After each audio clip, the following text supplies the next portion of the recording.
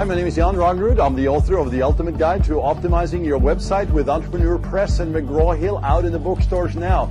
I am excited that you're here.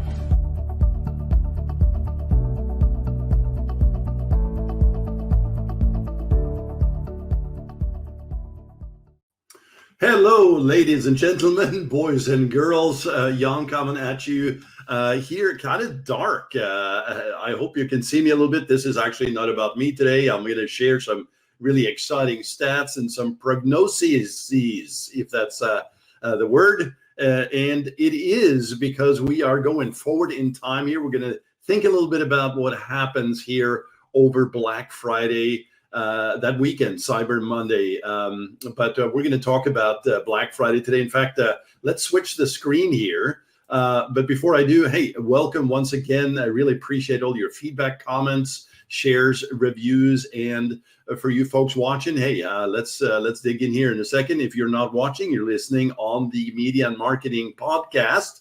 I will take you through it, so don't worry. And hey, if you have any questions on any and all of this, you may know this, but for some of you all new listeners, thank you. Hey, head on over to ChaosMap, ChaosMap.com. That is the ultimate pitch for the day here. We're a agency, advertising agency, focusing on traffic, leads, and sales from paid media as well as organic media. We've been doing this for a long time, and happy to jump on a quick call and see if we can help you along. That's step one, right? Step two is, hey, if there's a way we can work together, there may be an opportunity there as well. But hey, let's dig in here. So the title today is really the countdown to 2019 Black Friday. And as you can see on the screen here, for some of y'all, there's progress in terms of revenues and sales made, in total, like basically the online sales, right? So we're looking at 2013 to 2018 right here from salescycle.com. Thank you. 2013, 1.93 billion. No slouchy numbers there. And then the growth, 2014 jumped to 2.4 billion, right? 2015, not as much, 2.74. And I digress here. As much, we're talking billions, guys. What is that? Too many zeros to count on that one. But here we go. 2016 jumped high from 274 to 3.34 billion. And then, of course, a big old jump from 16 to 17, 503 billion. And, yes, these are some amazing stats and growth curves here, up to 6.2 billion in 2018. But what we're also seeing is a shift to obviously the levels of comfort of buying online. I remember back in the days where, hey, I don't want to even give my credit card out online, right? It's just not going to happen. Well, this is in our day and age sort of just a default norm now, not just through a browser in a desktop sort of version, just right smack on your phone. So, I mean, the use and ability and access for folks to take transactions as well as submit transactions is just almost too easy, right?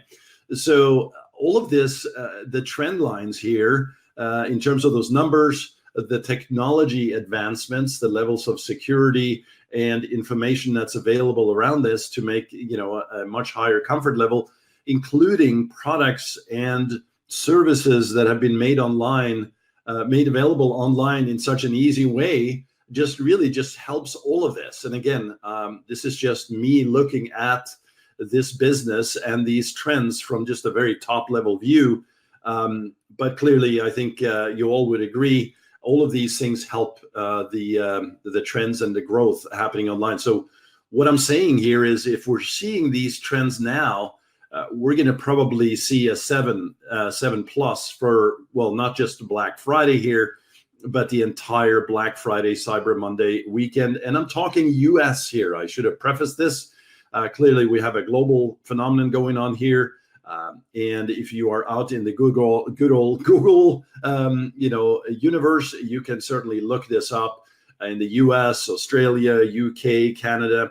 These numbers are massive. In fact, last year, if you're in the Shopify world, which we are, you'll see a live countdown or a live reflection of all the transactions happening through the Shopify system, which is really also what I wanted to talk about here a little bit. Because if you are, in this e-commerce space, well, congrats. You, whether you're young or old in this space, you are in the space. There's a lot of challenges.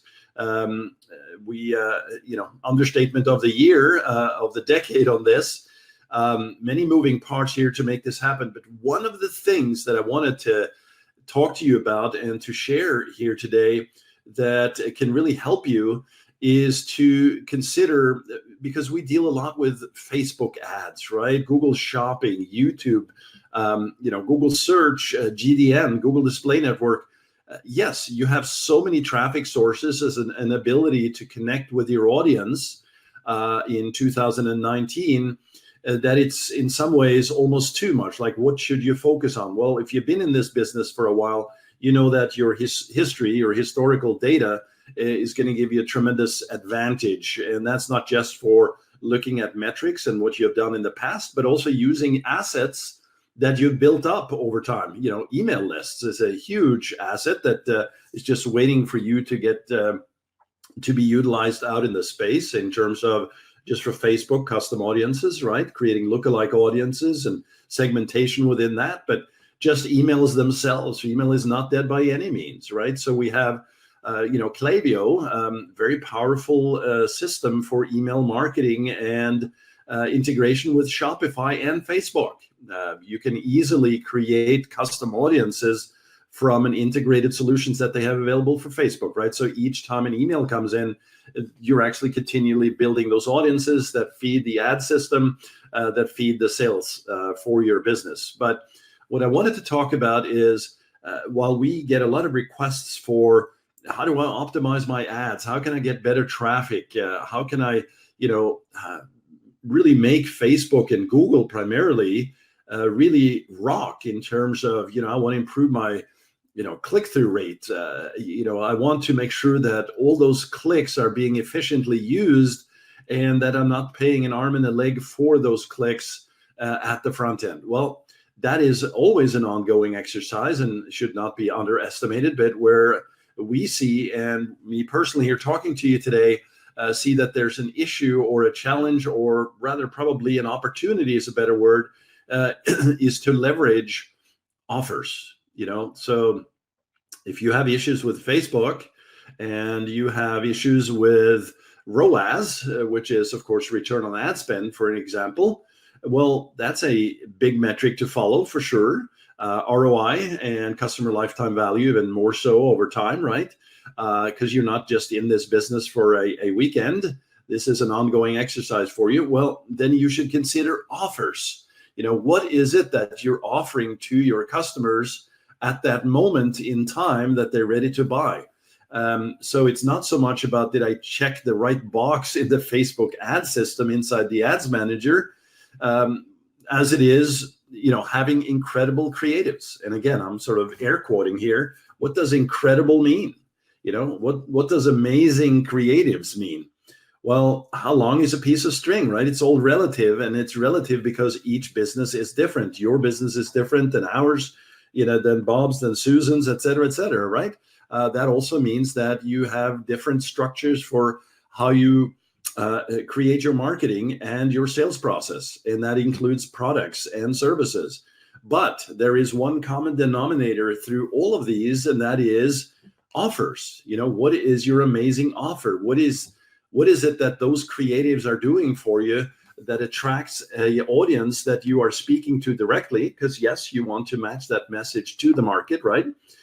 You've heard about this a lot. But that's only part of the equation here. What is it that you are offering in terms of getting them to take action? So a great creative draws them in, it creates attention, interest, maybe desire, but you're not getting them to act on it, right? And yes, we talk often about conversion rate optimization in this context, and there's technical aspects that go into this. For instance, we might look at a page and realize the reason why you're not getting the traction you're looking for is, somebody in development or somewhere had added some additional, plugins or some software or some scripts that are running behind the scenes, or maybe some huge images, etc., that are downgrading your page speed, because page speed is big time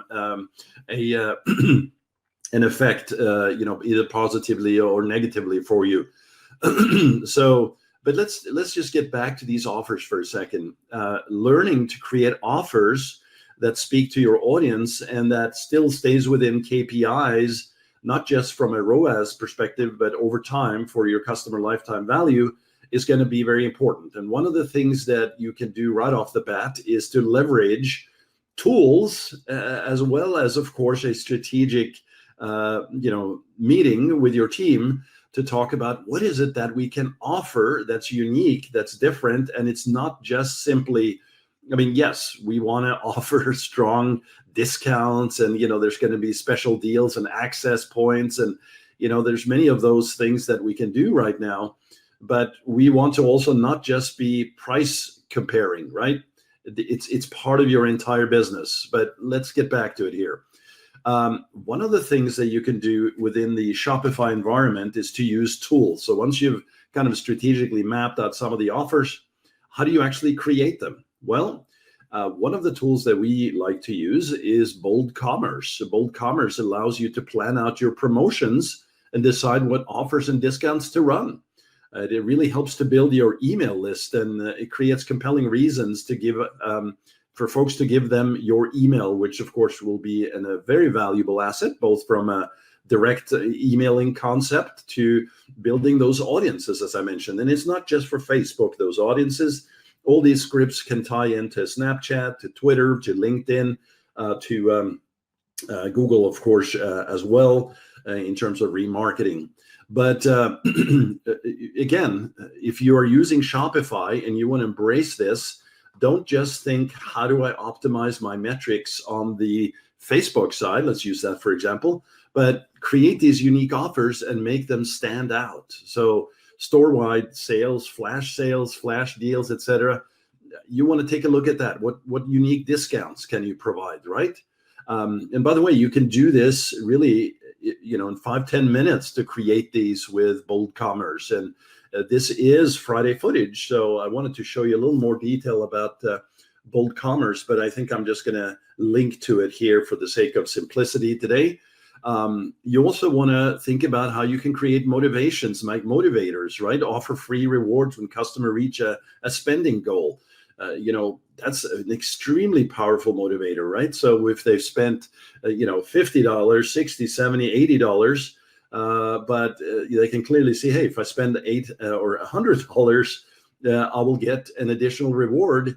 You get more in the kitty, they get more in terms of services and products from you, and you create a better AOV, which is the average order value, which is ultimately a very powerful way for you to create more ROI in the back end.